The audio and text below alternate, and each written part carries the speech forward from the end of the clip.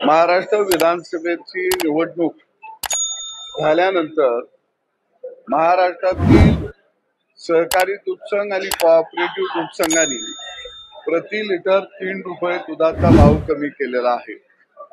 निश्चितच पांढऱ्या दुधातले हे काळे बोके यांना निवडणुकीतला पराजय पचवता आला नाही। महाराष्ट्रातल्या जनतेच्या मनामध्ये, शेतकऱ्यांच्या मनामध्ये सरकारविषयी एक अनास्थेची भावना निर्माण व्हावी, सरकारविषयी जनतेच्या मनामध्ये उद्रेक व्हावा, याच भावनेतून यांनी सगळ्यांनी 3 रुपये प्रति लिटर दुधाचा भाव गाईचा आणि म्हशीचा कमी केलेला आहे। निश्चितपणानं सरकारनं याची दखल घ्यावी, येणाऱ्या सरकारकडे आम्ही मागणी करू, अशा दूध संघांच्या वरती कारवाई करण्यात यावी। कारण दुधाचा भाव किती असावा याचं एक धोरण सरकारनं, शासनानं निश्चित केलेलं आहे आणि त्या धोरणापेक्षा हे दूध संघ जाणीवपूर्वक राज्यातल्या दूध उत्पादकाला भेटीला धरत आहेत, ते योग्य नाही आणि निश्चितच सरकार याची गंभीर दखल घेईल।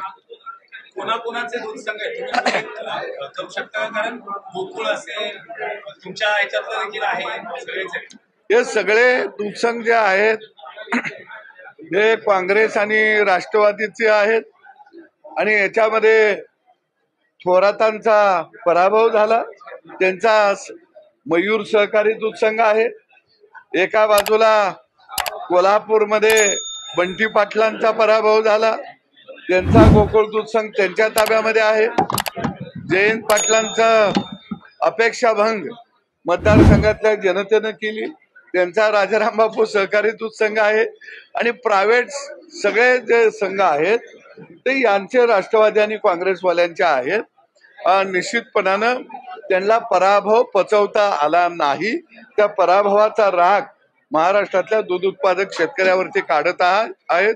पण मी या सगळ्या दूध संघांना सांगतो की गाठ आमच्याशी आहे, कारण सरकार बनल्यानंतर निश्चितपणानं तुमच्या बाबत सरकारला आम्ही ठोस भूमिका कारवाईची घ्यायला लावू, एवढं मात्र मी इशारा राज्यातल्या दूध उत्पादकाच्या वतीने या दूध संघांना देतो।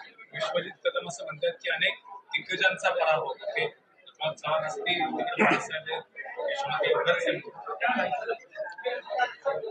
विश्वजित कदमांना दिग्गज कोण याची व्याख्या स्वातंत्र्यानंतर पहिल्यांदा कळली असावी असं मला वाटत होतं, पण ती कळली नाही। लोकशाहीमध्ये भारतरत्न डॉक्टर बाबासाहेब आंबेडकरांनी जो मताचा अधिकार दिलाय, ते झोपडीतला माणूस सुद्धा आपला राजा कोण असावा हा ठरवू शकतो, एवढा मोठा अधिकार भारतरत्न डॉक्टर बाबासाहेब आंबेडकर यांनी दिलेला आहे। विश्वजितजी दिग्गज, लोकशाहीमध्ये जनता असते, दिग्गज हा नेता किंवा एखादा व्यक्ती असू शकत नाही आणि म्हणून खऱ्या अर्थानं पहिल्यांदा प्रस्थापितांच्या वाड्यांना सुरुंग लागला आणि तो सुरुंग लावण्याचं काम हे एकनाथ शिंदे साहेबांच्या माध्यमातून देवेंद्रजी असतील, अजितदादाही असतील, आमच्या बरोबर ते आहेत, यांनी ते काम केलं आणि अखेला देवेंद्र क्या करेगा तो क्या कर सकता है, ये सब दिग्गजों को समझ में आना चाहिए ऐसा मुझे लगता है। आणि म्हणून मला वाटतं विश्वजित तुमच्या सरंजाईशाहीपणाला खऱ्या अर्थानं मूठ माती या महाराष्ट्रामध्ये दिली गेली आणि ती माझ्या मायबापानं दिली। गर्जा हिंदुस्तान चॅनलला सबस्क्राईब करा आणि ताज्या घडामोडी जाणून घेण्यासाठी बेल आयकॉनवर प्रेस करा।